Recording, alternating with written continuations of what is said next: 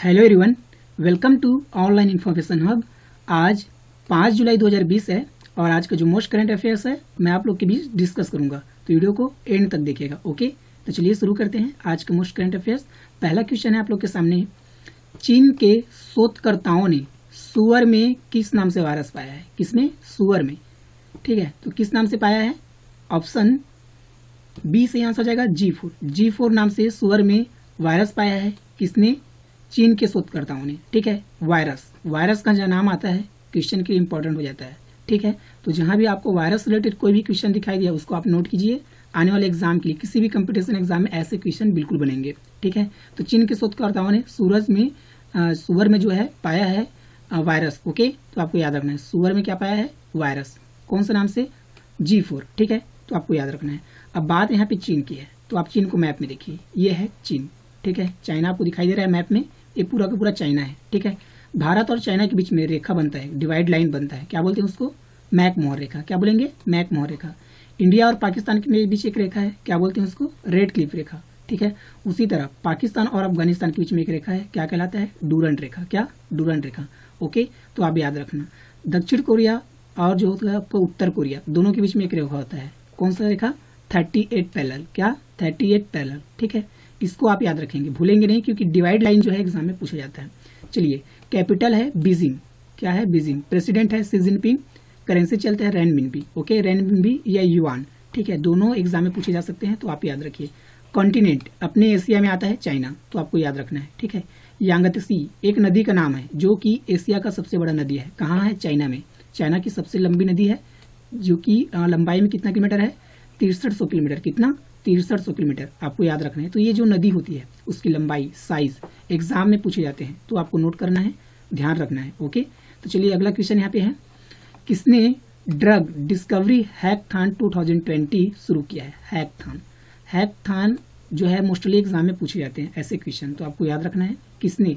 Option D से answer हो जाएगा ए और बी दोनों। ए और बी मीन्स रमेश पोखरियाल निशंक और डॉक्टर हर्षवर्धन सिंह, दोनों ने मिलकर ड्रग डिस्कवरी हैकथॉन 2020 शुरू किया है। ठीक है, तो आपको याद रखना है। ओके, तो चलिए अगला क्वेश्चन यहाँ पे है, किसने भारत की अर्थव्यवस्था को वित्त वर्ष 2022-21 में 6.4% घटने का अनुमान लगाया है? किसने? तो इसका सही आंसर हो जाएगा option B, CARE rating. CARE rating India की एक रेटिंग कंपनी है। ओके, जिन्होंने भारत की अर्थव्यवस्था को वित्त वर्ष 2020 से 21 में 6.4% घटने का अनुमान लगाया है। किसका? घटने का। तो आपको याद रखना है केयर रेटिंग, तो इसके बारे में जानिए।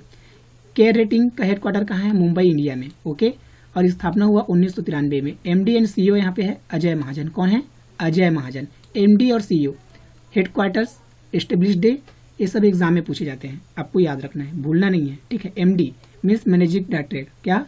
Managing director. सीईओ क्या बोलेंगे? फुल फॉर्म सीईओ का चीफ एग्जीक्यूटिव ऑफिसर। क्या? Chief executive officer. ये भी आपको याद रखना है, फुल फॉर्म भी शॉर्ट फॉर्म का पूछा जाता है एग्जाम में।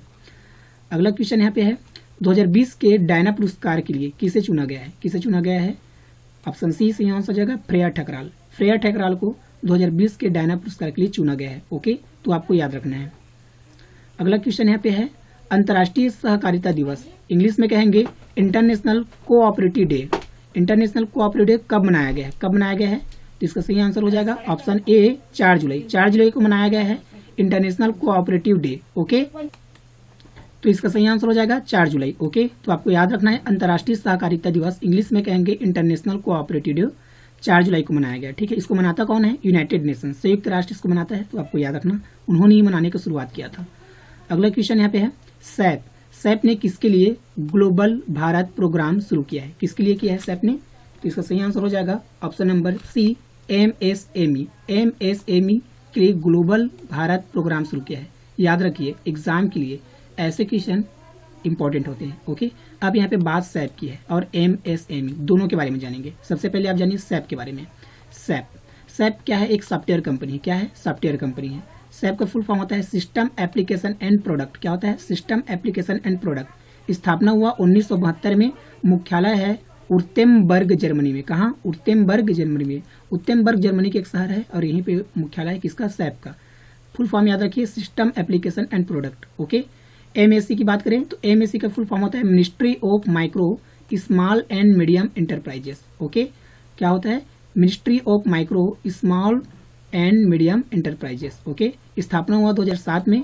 हेडक्वार्टर है उद्योग भवन, रफी मार्ग, न्यू दिल्ली। ठीक है, तो आप याद रखिए हेडक्वार्टर्स, स्थापना दिवस। ठीक है, और फुल फॉर्म का जो है शॉर्ट फॉर्म का फुल फॉर्म पूछा जाता है एग्जाम में, तो ये सारी चीजें आप याद रखिए। ओके, अगला क्वेश्चन यहाँ पे है, व्लादिमीर पुतिन कब तक के लिए फिर से रूस के राष्ट्रपति रहेंगे? कब तक के लिए? अभी तो प्रेसिडेंटली थे, और कब तक के लिए रहेंगे? तो 1936 के लिए। ओके, 1936 तक के लिए जो है रूस के राष्ट्रपति रहेंगे। कौन? व्लादिमीर पुतिन, जो प्रेजेंट में अभी क्या है राष्ट्रपति हैं रूस के। ठीक है, तो फिर से रहेंगे, तो आपको याद रखना है 1936 तक रहेंगे। ओके, अब बात रूस की है, तो रूस को आप मैप में देखिए, ये है रूस मैप में जो आपको दिखाई दे रहा है।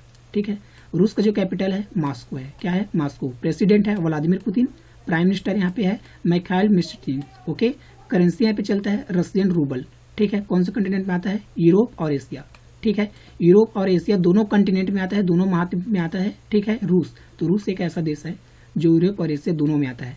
ठीक है, रूस और को जो है और एशिया यहाँ पे यूरोप है। ठीक है, मतलब कि यूरोपियन रूस और एशिया रूप दोनों को डिवाइड करने वाला जो पहाड़ है, पर्वत है, उसका नाम है यूराल पर्वत। यूराल पर्वत यूरोप और एशिया वाले जो रूस है उसको डिवाइड करता है। ओके, तो आपको ध्यान में रखना है। अगला क्वेश्चन यहाँ पे है, 8 जुलाई 2020 में दुनिया का 5वां सबसे बड़ा विदेशी मुद्रा भंडार वाला देश कौन बना है? कौन बना है? अपना देश भारत। ऑप्शन डी सही आंसर हो जाएगा। अपना देश भारत 2020 में, जुलाई 2020 में दुनिया का 5वां सबसे बड़ा विदेशी मुद्रा भंडार वाला देश बना है। ठीक है, तो आपको याद रखना है अपना देश भारत। ठीक है, अगला क्वेश्चन यहाँ पे है, जुलाई 2020 में आई रिपोर्ट के अनुसार दुनिया का सबसे ई कचरा उत्पादक देश कौन बना है? कौन बना है? तो सही आंसर हो जाएगा ऑप्शन सी, चीन। चीन दुनिया का सबसे ई कचरा उत्पादक देश बना है। ओके, तो आपको याद रखना है, एग्जाम के लिए वेरी वेरी इंपॉर्टेंट है। ठीक है, रिपोर्ट कब आया? जुलाई 2020 में। ठीक है, तो आपको याद रखना है। अगला और लास्ट क्वेश्चन है, किस राज्य सरकार ने, ठीक है, आस पास नामक हेल्पलाइन शुरू किया है? किस राज्य सरकार ने?